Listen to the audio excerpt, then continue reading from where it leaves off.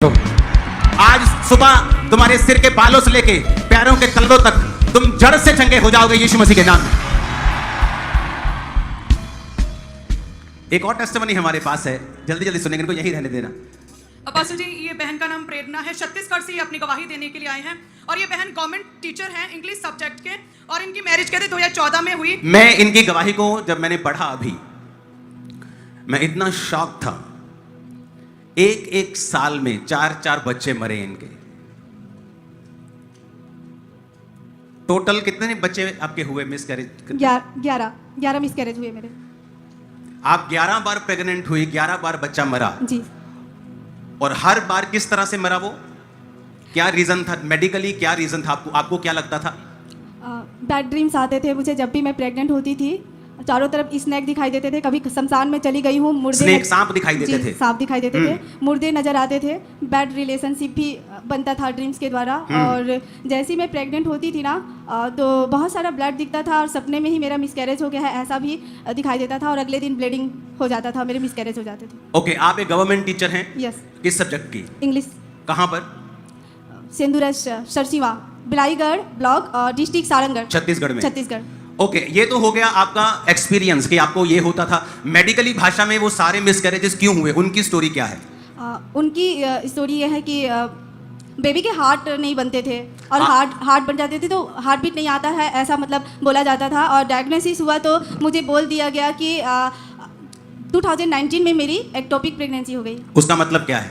अस्थानिक गर्भावस्था होता है जो यूटेरस में ना होके या तो ओवरी में हो जाता है या तो फिर फैलोपियन ट्यूब में हो जाते हैं। मतलब आपका बच्चा गर्भ में नहीं था बल्कि ओवरियन फैलोपियन ट्यूब में चला गया या ओवरी में चला गया? फैलोपियन ट्यूब में चला गया। आपका ट्यूब में था तो फिर क्या किया उन्होंने? इमीडिएटली सर्जरी करके राइट ट्यूब को कट करके निकाल दिया गया। आपकी ट्यूब रिमूव करनी पड़ी क्योंकि आपके बच्चा वहां ठहर गया था। जी। ओह, ये कब की बात है? ये 2019। 2019। तो तब तो फिर प्रेगनेंसी के चांस और कम हो जाते हैं। तो डॉक्टर ने आपको क्या बोला था? डॉक्टर ने मुझे कहा कि you have a little chance to conceive because now you have only one fallopian tube. अच्छा, ओके। उसके बाद फिर कितनी बार आपके मिसकैरेजेस और हुए? 2020 में 4 बार। उसके बाद फिर आप 4 बार प्रेग्नेंट हुए और चारों बार मिसकैरेज हुए। उसके बाद फिर मैं बड़ी से बड़ी डॉक्टर के पास गई, तब वहाँ हमारे जो भी है चेकअप किया गया और डायग्नोसिस के बाद उन्होंने बताया कि अब आपको हाइपोथायरॉयडिज्म मतलब थायराइड हार्मोनल इनबैलेंस हो चुके हैं और आपके यूटेरस में बहुत बड़ा गांठ बन चुका है।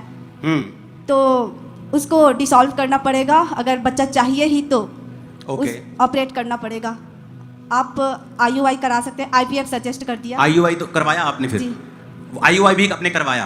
मैंने 2021 में IUI कराया बट फेल हो गया, वो भी नहीं चला। जी। उसके बाद फिर आप प्रेग्नेंट हुई जी। फिर बेबी आपके डेथ होते गए। जी। 22 में 4 बार फिर से मिसकैरेज अगेन।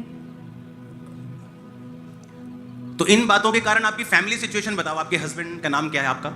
मेरा नाम दिनेश कुमार सूर्या है। तो फैमिली में क्या चलता? जब 13 बच्चे 11 बच्चे मर गए तो फैमिली का आपका दोनों का क्या सोच थी? हम बहुत ही डिप्रेस रहते थे ये सोच करके, जब हम अपने आसपास के लोगों को देखते थे, सबके बेबीज होते थे, हमारे नहीं होते थे। सभी बोलते थे कि इतने सालों हो गए, एक ही बच्चा है, दूसरा बच्चा हो ही नहीं रहा है। आप जब 13 टाइम कंसीव करने से पहले आपको परमेश्वर के बारे में मालूम हुआ, किसने बताया आपको प्रभु के बारे में? मेरी एक कलीग है छत्तीसगढ़ में जो NM मिनिस्ट्री की फॉलोअर्स है। 2017-18 से वो फॉलो करती थी। उन्होंने आपको जब मालूम हुआ फिर क्या हुआ? मैंने कंटिन्यूअसली ऑनलाइन देखना शुरू किया। फिर क्या हुआ? काफ़ी चेंजेस आए, थिंकिंग में बदलाव आया। पहले बार बहुत ही डिसअपॉइंटेड हो गई थी और सुसाइडल थॉट्स भी आते थे, जीने का मन नहीं करता था और मैं अपनी फैमिली को कभी भी कंप्लीट नहीं कर पाऊंगी ऐसा लगता था। काफ़ी बोझिल फील होता था। कोई भी इवेंट्स और सेरेमनी में मुझे जाने का भी मन नहीं होता था। मैं अकेले रहना पसंद करती थी। उसके बाद आप परमेश्वर में आए? जी। उसके बाद फिर क्या हुआ? 2023 को मैं फिर से प्रेग्नेंट हुई। और सुनो, प्रेगनेंसी पहले भी हो रही थी। जी। सुनो मेरी बात, लेकिन आगे स्टोरी क्या? अच्छा, फिर से आप प्रेग्नेंट हो गई, उसके बाद क्या हुआ? जी। मेरा 26 नवंबर 2023 को प्रभु के दास अपोस्टल जी से मेरा जूम लहन हुआ।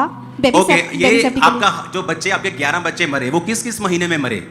कौन से महीने में मोस्टली मरते थे वो जो है जनवरी में, मार्च में, ऐसे अगस्त में। नहीं, कितने महीने के बाद? थर्ड और फोर्थ। थर्ड या फोर्थ, दूसरा तीसरा तीसरा, चौथा, दूसरा, तीसरा, या, ये बस, आपकी बस, बस, बस, ऐसा। लगातार 11 जी, महीने की जी, स्टोरी जी, थी। जी, yes, yes, जब yes। आपने ले हैंड करवाया जूम पर, जी। तब आपको कितना मंथ था? वो 3 मंथ का बेबी हो गया था वो? चौथा। चौथा स्टार्ट हो गया था, मतलब बेबी 3 मंथ का हो गया था आपके अंदर। जी। मतलब ये वही समय था जब आपके बेबी की डेथ होती थी। जी। ओके, उस ले हैंड को हम देखेंगे।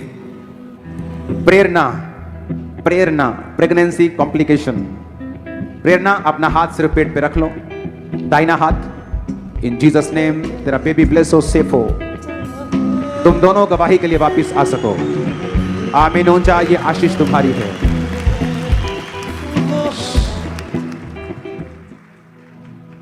ओके, तब ये वही समय था जब मोस्टली शैतान आप पे अटैक करता था। Yes, yes। जब आप पर प्रेयर हुई और आप पे मैंने आप जो भी बोला, उसके बाद प्रार्थना। आपका नाम क्या है? प्रेरणा। प्रेरणा। ओके, उसके बाद क्या हुआ जब आप पर प्रार्थना हुई? तो जी, इस बार प्रेगनेंसी के कोई भी कॉम्प्लिकेशंस मुझे नहीं हुए, कोई भी बैड ड्रीम्स नहीं आया, किसी प्रकार का जो भी पहले मेरे साथ होता था वो बिल्कुल भी इस बार नहीं हुआ। और फाइनली परमेश्वर ने 9 महीने मेरे बच्चे को संभाल कर रखा और 9 महीने बाद हेल्दी बेबी। हालेलुया!